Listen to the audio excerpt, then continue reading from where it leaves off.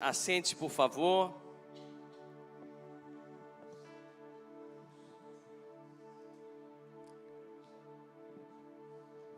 Todo mundo acha que já está bem descansado, né?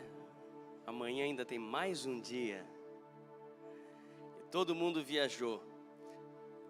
Só que eu vi hoje ali que eu fiquei naquele... Meu feriado hoje foi o feriado do balão mágico.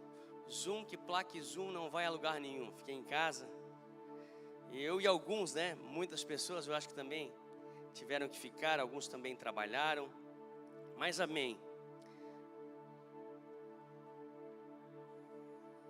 Obrigado, Duda, pelo enfeite aqui. Uma bênção. Muito bonito. Ele vive, né? Ele vive, por isso que eu e você estamos aqui. Abra sua Bíblia comigo em João capítulo 20. João capítulo 20. Um pouquinho mais de retorno aqui, se possível.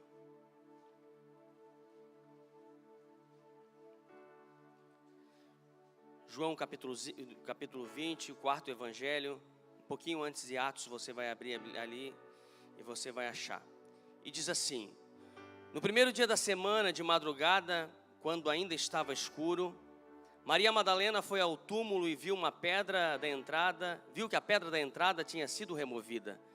Então correu e foi até onde estavam Simão Pedro e o outro discípulo a quem Jesus amava, e disse-lhes: tiraram o Senhor do túmulo e não sabemos onde colocaram. Com isso Pedro e o outro discípulo saíram e foram até o túmulo. Ambos corriam juntos, mas o outro discípulo correu mais depressa do que Pedro e chegou primeiro ao túmulo. E abaixando-se viu os lençóis de linho, mas não entrou. Simão Pedro, seguindo-o, chegou e entrou no túmulo. Ele também viu os lençóis e o lenço que tinha estado sobre a cabeça de Jesus e que não estava com os lençóis, mas enrolado num lugar à parte. Então o outro discípulo que havia chegado primeiro ao túmulo também entrou. Ele viu e creu, pois ainda não tinham compreendido a Escritura, que era necessário que ele ressuscitasse dentre os mortos. E os discípulos voltaram outra vez para casa. Continuando, Maria, no entanto, permanecia junto à entrada do túmulo, chorando. Enquanto chorava, abaixou-se e olhou para dentro do túmulo. Ela viu 2 anjos vestidos de branco, sentados onde o corpo de Jesus tinha sido colocado, um à cabeceira e outro aos pés. Então eles lhe perguntaram: mulher, por que você está chorando? Ela respondeu: porque levaram o meu Senhor e não sei onde puseram.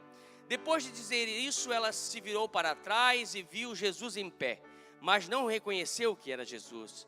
Jesus lhe perguntou: mulher, por que você está chorando? A quem você procura? Ela, supondo que ele fosse o jardineiro, respondeu: se o Senhor o tirou daqui, diga-me onde o colocou, e eu o levarei. Jesus disse: Maria. Ela, voltando, lhe disse em hebraico: Rabone, Rabone, que quer dizer mestre.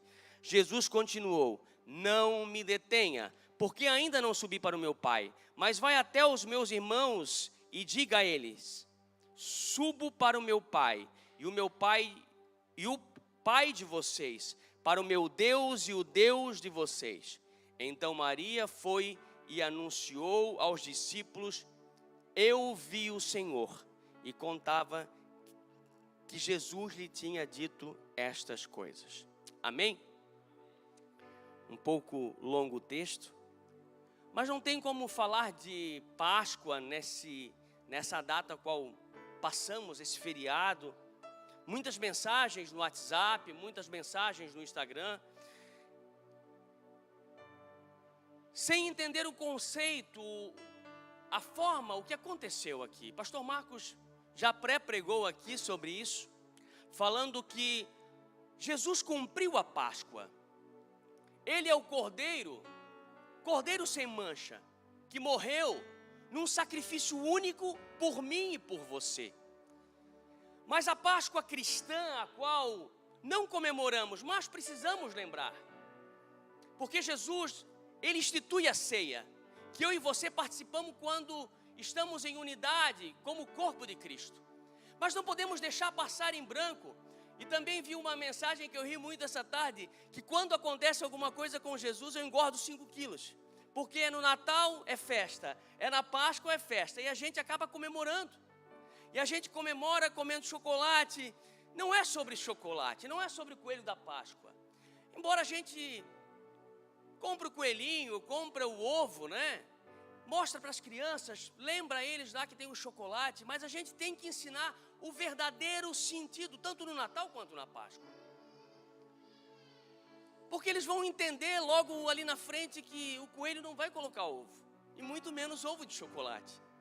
Mas vai ficar no coração deles aquilo que a gente tem pregado, aquilo que você tem ensinado ao seu filho, o verdadeiro sentido. Então a Páscoa que vivemos, existe uma sombra que é a Páscoa judaica. E essa Páscoa judaica é a saída do povo do Egito. O Pesach, que significa passagem, pular por cima. E representa a última das pragas do Egito. Aquela que foi a mais certeira, que acertou todo o Egito em cheio. E você vai lembrar que foram lançadas 10 pragas. E a última foi a mais pesada. Mas quem estava ali, que matou aquele cordeiro e comeu a carne do cordeiro, pegou o sangue e passou nos umbrais da porta, o anjo da morte passou por cima. Mas ele feriu todo o povo do Egito, matando todo o primogênito de cada casa, dos animais. E o povo judeu passou ao largo disso. Isso representa eu e você hoje. Com o sangue de Jesus na porta do nosso coração, o diabo não nos toca, o maligno não nos toca. E podemos estar aqui e celebrar com o Senhor. E no começo, no primeiro dia da semana de madrugada, quando ainda estava escuro, no primeiro dia, no novo ciclo, porque nossa vida no Senhor sempre se renova. É no amanhecer, podemos chorar uma noite, mas no raiar do dia vem a alegria. E ainda não havia dissipado as trevas. Ainda era no início da madrugada, ela vai até o túmulo do Senhor. E encontra a pedra do túmulo removida. A Maria Madalena, que foi liberta de espíritos imundos pelo Senhor e se tornou uma seguidora, uma mantenedora do ministério do Senhor. Ela estava ali e vê aquela pedra sendo removida, ou seja, aquela pedra foi removida. Ela olha, talvez não vê os discípulos, mas ela corre para Simão Pedro e para João, que ele sempre se narra aqui na terceira pessoa, que era o discípulo ao quem o Senhor mais amava, né? Ele sempre vai falar isso.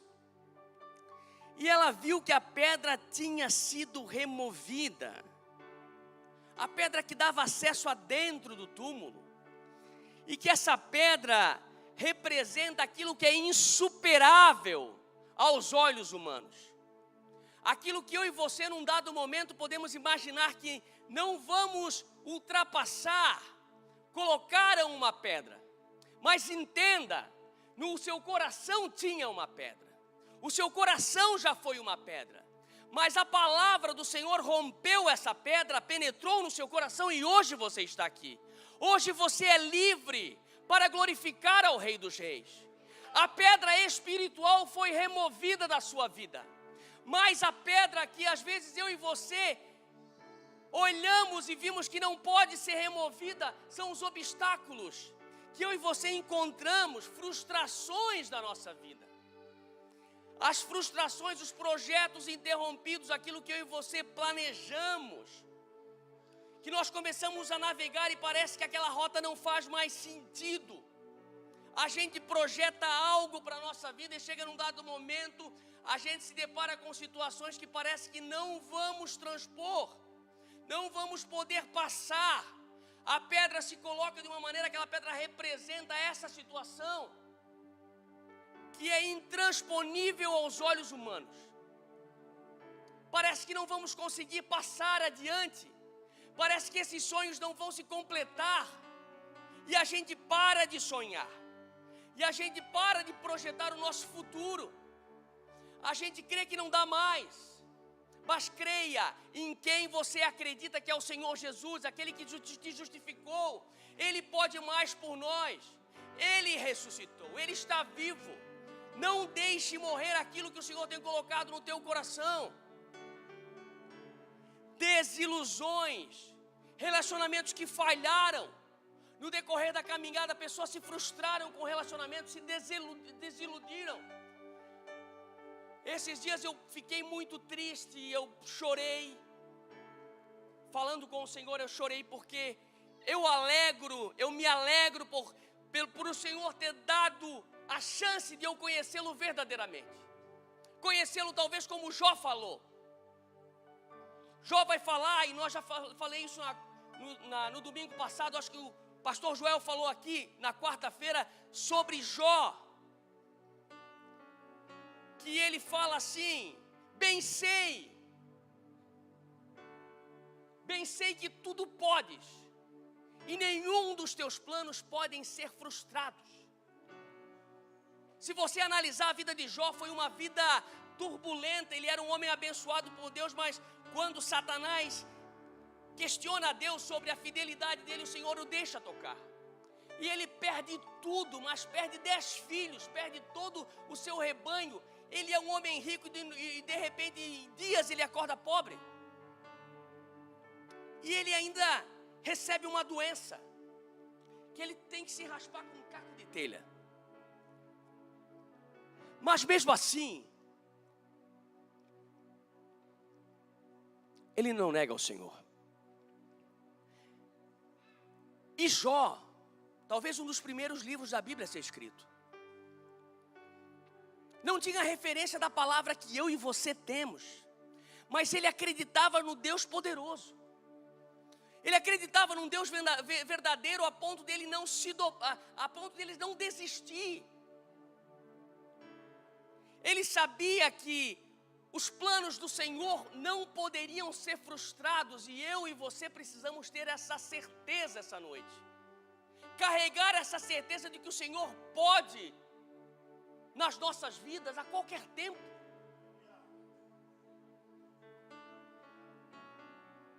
E ele vai dizer assim: antes eu te conhecia de ouvir falar, agora os meus olhos te veem. Eu e você temos a chance de ver verdadeiramente o Senhor, não só a religião, não só um Deus falado, um Deus que Ele vive, você fala, mas você não compreende. Abra o seu coração, para que o Senhor verdadeiramente faça morada e você acredite, você tenha fé e você tenha certeza nesse Deus que você serve.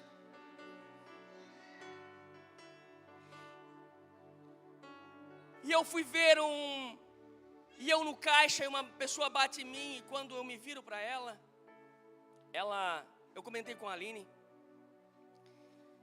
e ela começa a contar a sua vida. Essa pessoa, quando eu era criança, eu brincava com ela. Ela era minha vizinha, eu brincava com ela. Mas ela conheceu a Cristo da forma que pregaram para ela. Até ia na igreja. Mas é como eu falo, ela conheceu a religião, não conheceu a Cristo. E a Aline também me fez lembrar um dia. Ela tem um diagnóstico de câncer. E segundo ela, eu olhei assim e falei para ela sobre Deus. Falei sobre a palavra que ela já conhecia. E tudo decorrente da desilusão, das desilusões da vida, das relações que falharam. A doença, a gente sabe que esse tipo de doença, ele fere a alma, a mágoa fere a alma e aparece esse tipo de doença. E ela falando que já havia se espalhado a doença, e ela estava tomando uma medicação muito forte. E a Aline me faz lembrar num dia que a Aline estava com ela, porque a Aline sentia umas dores, e a Aline foi fazer um exame nas mamas, porque ela estava sentindo dor. Faz aqui um exame e tal. Quando a Aline vai fazer o exame, e eles no ultrassom, a Aline havia esquecido, a minha esposa havia esquecido de fazer um ano pular do exame anual, ela pulou porque estava cuidando da mãe dela. E quando a médica começa a fazer o exame, a médica diz assim: isso é que dá a cuidar dos outros. Agora talvez tu não vai nem criar tua filha, porque isso aqui já está bem avançado, tal. E uma flecha diabólica para a Aline. Ela chega em casa chorando aos prantos, que ela tinha tido uma notícia que tinha algo maligno já na sua mama. Ela precisava fazer exame, a médica tinha dado um susto muito grande. E nesse mesmo dia, a mesma moça tinha sido diagnosticada. Quando a Aline chega em casa, eu me abraço com ela, parece que a gente perde o chão, porque a gente já sabe tudo que vai passar. Não porque a gente tem medo, mas a gente é humano. Essa é a nossa humanidade. Essa é a nossa humanidade. Os medos fazem parte de nós, as incertezas, as dúvidas. E oramos ali, veio a mãe da Aline já, acalma, tal. Me lembro que eu peguei a Aline, a gente foi para a Unimed, chegamos lá, eles conversaram com ela, marcamos o exame no dia seguinte. Mas a gente orou tão forte aquele dia ali, eu me senti até... Mas eu creio que era uma seta diabólica para tirar a nossa paz. Uma seta do inferno para tirar a nossa paz, para abalar a estrutura. Porque o inferno quer abalar a nossa estrutura. E a gente vai, no dia seguinte faz o exame, o médico diz: não, isso não é assim, não é. A Aline ainda vai, eu acho que vai com a Priscila ainda, um médico em Blumenau, e não é nada, tal, faz parte da tua morfologia aqui, do teu... Mas aquela moça não teve a mesma sorte. O dela era algo maligno mesmo que se espalhou. Ficamos abalados, oramos, pode ter sido um milagre do Senhor, mas pode ter sido só uma seta diabólica. E eu vi essa pessoa e eu orei ao Senhor, pedindo misericórdia pela vida dela, para que ela talvez conhecesse o Senhor, desse a chance dela de salvar a alma. Ter uma eternidade com o Senhor é muito maior do que alguns anos a mais aqui. E essas desilusões que fazem a gente parar, esses sofrimentos, as doenças, os lutos, a perda. Tivemos aqui alguns velórios em poucos dias. Perdas que ficam cravadas no nosso coração. Parece que não vamos superar. E eles viviam isso, os discípulos viviam isso. Você imagina que eles esperavam um Salvador, alguém que viesse a trazer uma paz. Eles eram subjugados por romanos.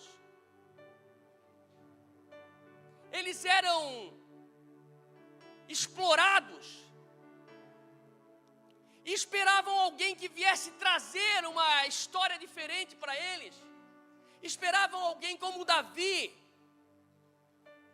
Alguém que viesse guerrear literalmente. E quando eles se deparam com Jesus, que diz assim: vinde a mim, vós que sois cansados e sobrecarregados, e eu vos aliviarei. Aprendei de mim que sou manso e humilde de coração, e encontrareis descanso para vossas almas, porque meu jugo é suave e meu fardo é leve. O Senhor vem ao contrário daquilo que eles esperavam, mostrando para eles que existia algo muito mais do que a liberdade física, mas era a liberdade espiritual em Deus. Que eu e você somos livres, temos aflições, temos dificuldades, mas temos a liberdade em Cristo. E a separação, essa pedra pode representar a separação, o abandono, a solidão, que você talvez tenha experimentado ao longo da sua vida. Foi rejeitado,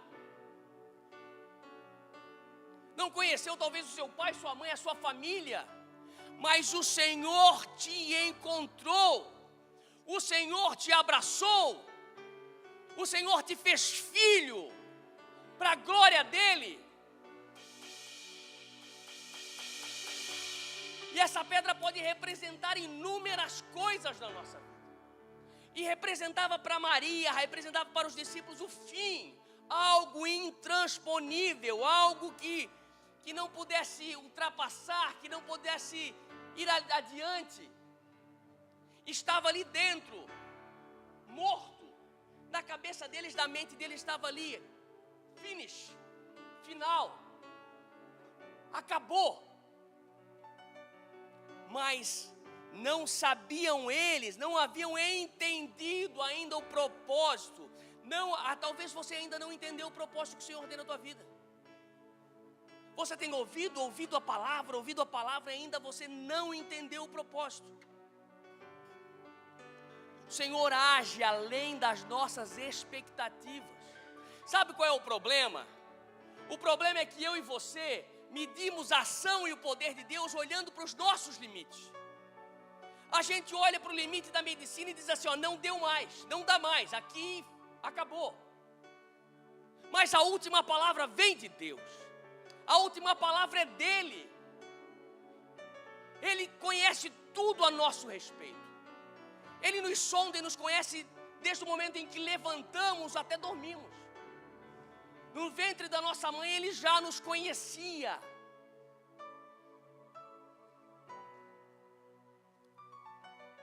Amém, igreja? Quantas pedras que lançaram contra nós, quantos obstáculos que eu e você tivemos que desviar ao longo do caminho. E o Senhor foi comigo e com você. Não é essa pedra que você hoje se deparou com ela que vai te impedir de avançar. Não é esse problema que você acha que é impossível que vai te parar. Creia no Senhor. Os teus projetos darão certo. Os teus projetos hão de frutificar. Verso 2, então correu e foi até onde estavam Simão Pedro. Então correu e foi até onde estavam Simão Pedro e o outro discípulo a quem Jesus amava. E disse-lhe, tiraram o Senhor do túmulo e não sabemos onde colocaram. É engraçado que Maria já vai afirmando, né? Ela já vai afirmando que tiraram o corpo de Jesus. Aquilo que eu e você às vezes vimos já determina a história que a gente vai contar, já determina o fim. E a gente vê aquilo e a gente não olha além do impossível, não busca em Deus a resposta e já sai contando, porque notícia ruim se espalha rápido. A morte de Jesus se espalhou rápido, a ressurreição demorou. Ele precisou se apresentar por 40 dias, em várias situações ele se apresenta. Às vezes a gente tem uma ótica velada sobre algumas coisas. Olhos fechados. Não dá mais. É isso aí. E já levamos adiante. Levamos a história adiante nesse contexto. Porque para eles era difícil. Era difícil olhar uma situação diferente. Quem estava ali, quem não fugiu, quem viu que o Senhor foi torturado até o extremo. Não lhe restou uma gota de sangue. Todas foram derramadas por mim e por você. Então a mente deles, nem veio à mente deles a ressurreição de Lázaro. Eles sabiam, eles ouviram falar que Jesus tinha ressuscitado Lázaro após 4 dias. Mas mesmo assim, a gente às vezes, sabendo que o Senhor fez milagre na vida do irmão, a gente não consegue acreditar que Ele pode fazer um milagre na nossa vida. Então precisamos pedir fé ao Senhor. Porque aquele alcançou o milagre. Se Ele alcançou o milagre, o Senhor também pode fazer na sua vida de forma igual. Ou até maior ainda. Basta crer, se render ao Senhor, buscar nele. Porque a vontade de Deus é lógico que vai prevalecer. Mas ela é boa, perfeita e agradável. Ele vai responder no momento certo, na hora certa. E eu vejo, a gente sempre fala do milagre da vida da minha sogra. Foi uma coisa muito rápida. Nem em todos é assim. O Senhor quis assim. buscamos, oramos. Verso 3. Com isso, Pedro e o outro discípulo saíram e foram até o túmulo. Ambos corriam juntos. Mas o outro discípulo correu mais depressa do que Pedro e chegou primeiro ao túmulo. Engraçado que João sempre fala, né? O outro discípulo, ele falando dele, correu mais depressa. Aquela notícia ruim que a gente recebe e sai correndo para ver. É só chegar ali, ó, teve um acidente ali, sai todo mundo das lojas, sai todo mundo correr para ver o acidente ruim. Quem morreu? Quem morreu? Daí quando não dá nada, não deu nada. Daí se aconteceu algo ruim, aquilo já se espalha na internet, igual rastilho de pólvora. E eles correram uma corrida de desespero, uma corrida sem propósito, sem objetivo. Uma corrida para testificar algo que eles imaginaram, supondo alguma coisa. Perdendo tempo em correr, não se lembrando daquilo que o Senhor já havia falado e cansado de falar. Talvez você está correndo e o milagre está do seu lado, a palavra está do seu lado, a palavra está na sua mão e você está correndo.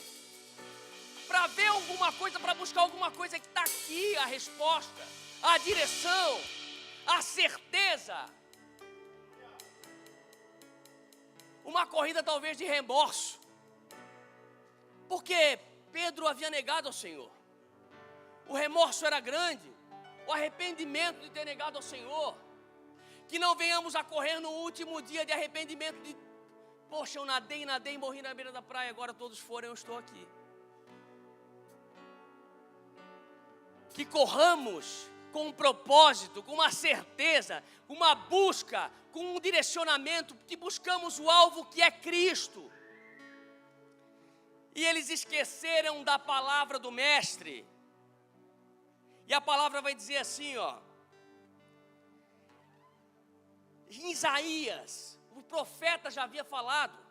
Era desprezado e o mais rejeitado entre os homens, homens de dores, e que sabe o que é padecer. É como um de quem os homens escondem o rosto, era desprezado e deles não fizemos caso. Certamente ele tomou sobre si as nossas enfermidades e as nossas dores levou sobre si. E nós o considerávamos como aflito, ferido de Deus e oprimido. Mas ele foi transpassado por causa das nossas transgressões e esmagado por causa das nossas iniquidades. O castigo que nos traz a paz estava sobre ele, e pelas suas feridas fomos sarados. Todos nós andávamos desgarrados como ovelhas, cada um se desviava pelo seu próprio caminho, mas o Senhor fez cair sobre ele a iniquidade de todos nós. Ele foi oprimido e humilhado, mas não abriu a sua boca. Como um cordeiro foi levado ao matadouro, e como uma ovelha muda diante dos seus tosquiadores, ele não abriu a boca.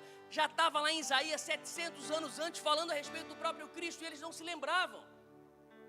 O Senhor no caminho de Emaús, ele vai falar àqueles discípulos que também a gente ouviu falar que umas mulheres foram lá e falaram que ele ressuscitou, e o Senhor Jesus andando com eles fala o que os profetas falaram, fala esse texto aqui, e eles não conseguem ver, e muitos estão assim, não conseguem ver, e eles não se lembram, lá que está em Mateus 16, 21, desde esse tempo, Jesus começou a mostrar aos seus discípulos que era necessário que ele fosse para Jerusalém, sofresse muitas coisas das mãos dos anciãos, dos principais sacerdotes, dos escribas, fosse morto e no terceiro dia ressuscitasse. O Senhor falou a eles e ficam cegos, não conseguem lembrar.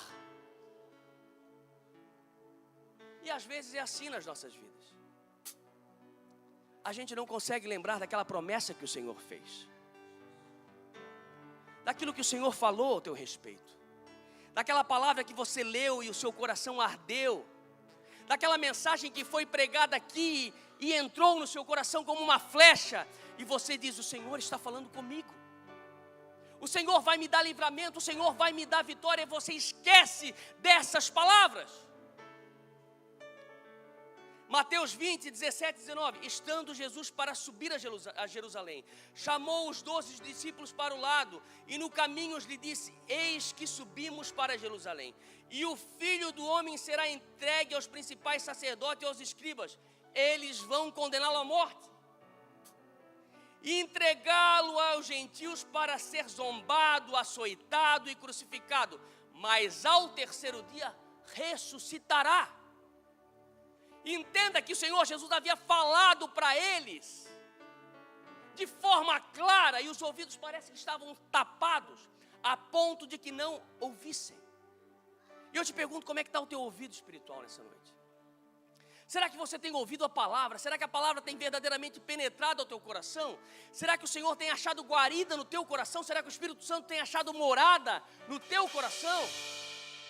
Será que você tem aberto o seu entendimento para que o Senhor venha falar e você venha verdadeiramente frutificar? Para que diante da situação não lhe falte fé, não lhe falte sabedoria e você não pare de caminhar e você não retroceda. Ouça as palavras que o Senhor tem falado, ouça que o Senhor tem ministrado, tenha fé no que você tem ouvido, traga ao seu coração aquilo que pode verdadeiramente te dar esperança. Viva quem é Cristo.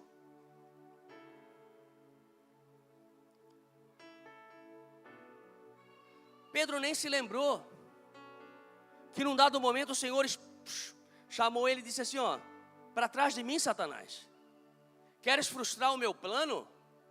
Num dado momento em Cesareia de Filipe, o Senhor Jesus pergunta aos discípulos, quem eles têm dito que eu sou? Daí os discípulos começam a dizer, olha, uns dizem que tu é Elias, outros dizem que tu é um profeta, mas Pedro falando assim, não, Senhor, tu és o Filho de Deus. E o Senhor vai falar para Pedro, olha, Pedro, tu és pedra, mas sobre essa pedra eu edificarei a minha igreja. Tua palavra, falando sobre a palavra de Deus. Mas depois de Pedro ser usado para falar a respeito do Senhor, ele vai lá e daí o Senhor Jesus começa a falar isso, que ele vai passar por dores, ele vai ser preso, ele vai morrer. Daí o Pedro diz assim, não, Senhor, nós não vamos deixar não. Querendo intervir, querendo mudar a história, querendo mudar aquilo que o Senhor Jesus havia de passar. Talvez você vai ter que passar por um deserto, por uma adversidade, por uma tribulação, talvez você vai ter que passar pelas aflições. Mas o Senhor é contigo, não feche os olhos diante das pedras que eles têm colocado. Permaneça firme no Senhor. E abaixando-se viu os lençóis de linhos, mas não entrou. João falando. Simão Pedro seguindo chegou e entrou no túmulo. Ele também viu os lençóis. E o lenço que tinha estado sobre a cabeça de Jesus, o que não estavam com os lençóis, mas enrolado num lugar à parte, ponto. Então os discípulos que haviam chegado primeiro ao túmulo também entrou. O outro discípulo que havia chegado primeiro ao túmulo também entrou. Ele viu e creu. Esse ele viu e creu, a gente pode até entender que João creu diferente, que a Jesus havia ressuscitado. Mas já em seguida ele vai dizer que praticamente não. Ele viu e creu que Jesus não estava ali. Ele viu e creu no que Maria falou, que haviam levado o corpo. O inesperado que traz a paralisação, às vezes nós paramos pelo inesperado. Talvez a gente, diante dessa situação ali, de imaginar que talvez o corpo estivesse ali. Os lençóis de linhos de um lado, o manto de Jesus, que depois por anos procuraram os cavaleiros templários, o santo sudário, né? Muitas guerras para procurar esse manto que esteve enrolado. Mas isso é questão de história, isso é história. Paralisados por aquilo que vem aos nossos olhos. Somos paralisados por aquilo que a gente vê.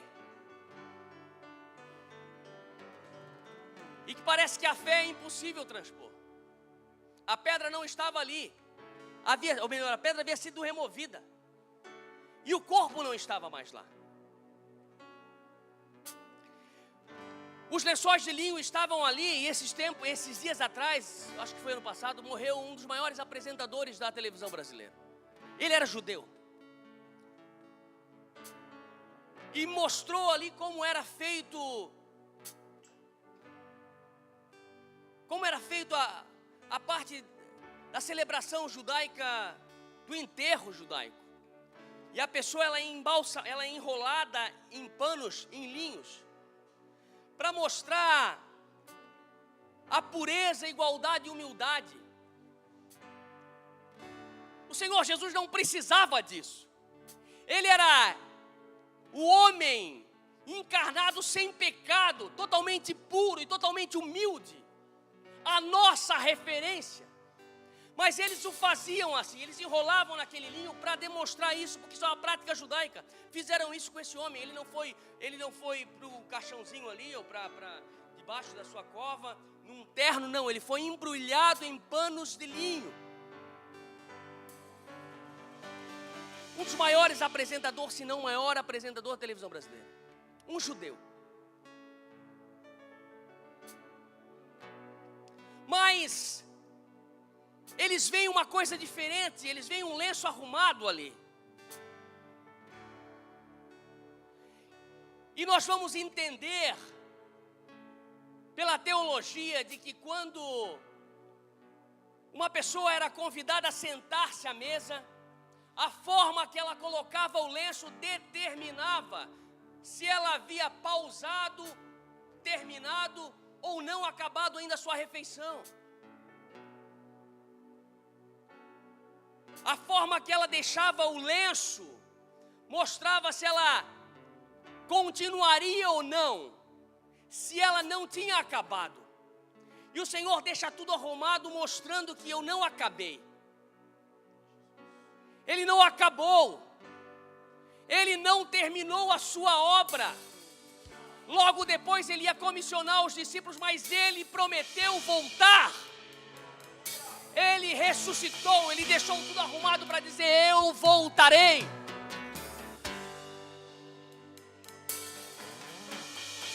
Ele mostra a autoridade do mestre. A forma que o homem poderoso sentava-se à mesa, da forma que ele dobrava o lenço, mostrava ao servo que ele ainda estava no controle, que nada era para ser retirado. O Senhor mostrou isso. Ele faz o cumprimento profético, mostrando que o Senhor aceitou o seu sacrifício. Como sumo sacerdote, que Hebreus vai falar, ele é o verdadeiro sumo sacerdote. Aquele que entrava no templo, ele entrava no Santo dos Santos, mas depois ele tinha que deixar tudo arrumado. O Senhor Jesus deixou tudo arrumado para dizer o seguinte: eu sou o sumo sacerdote.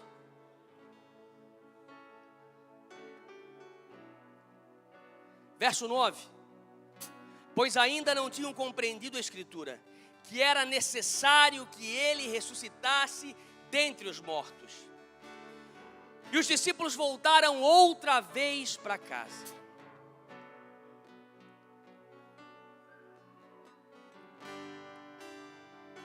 O sepulcro estava vazio.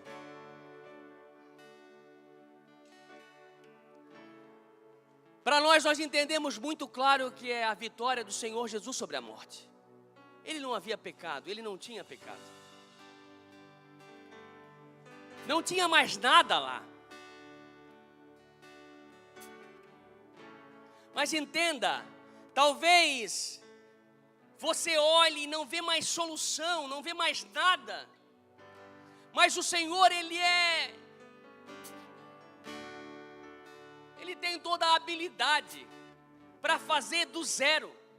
Ele nos fez do zero, Ele nos fez do pó. Pode não ter lhe restado nada. Talvez você tirou a pedra pela sua fé, mas não está vendo nada.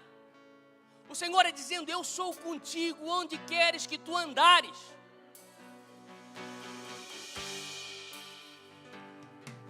O vazio, ele representa algo maior que o Senhor ia fazer. E às vezes esse vazio que você está sentindo na alma é a chance que o Senhor está te dando hoje de abrir e deixar Ele entrar, deixar Ele habitar, deixar Ele fazer morada, deixar Ele mudar a sua história. Esse vazio que você está sentindo não é a ausência de nada, sim, a ausência dele. Não é a ausência das coisas do mundo, não é a ausência do dinheiro, mas é a ausência dele na sua vida. Saiba que ele pode te curar, ele pode curar as tuas feridas, mudar a tua história. Mas o querer é seu, o querer não é meu, o querer não é dele, o querer é dele, é fato. Mas se você não abrir o coração, ele não vai arrombar a porta. Ele quer preencher esse vazio, ele quer mudar a tua história.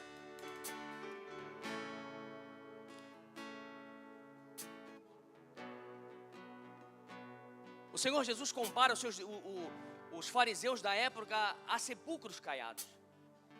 Caiados é porque vem de cal. Cal era o que usavam para pintar na época.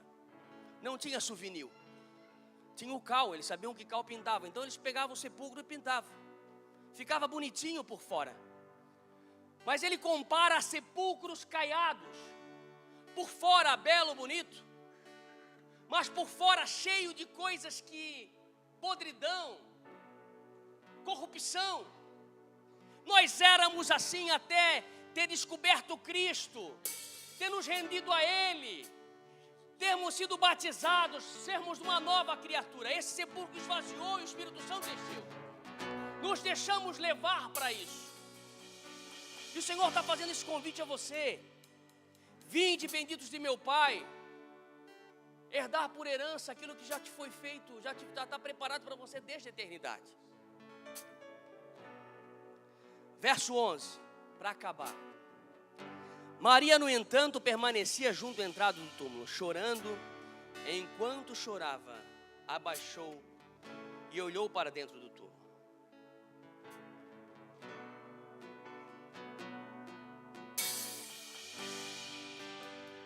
Sem deter, o Senhor é conosco. O Senhor é conosco. Amém? Se Ele vive nossas promessas, vive nossos sonhos, vive a nossa alegria, vive a nossa fé, vive a nossa esperança, vive a nossa salvação. Amém? Se você pudesse pôr em pé, nós vamos estar orando.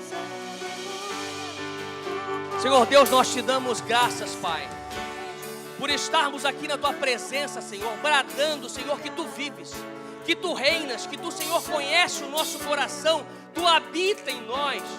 Senhor, que Tu venhas a nos consolar, não só nos consolar, mas a nos enviar a levar as boas novas do Evangelho da Tua Palavra.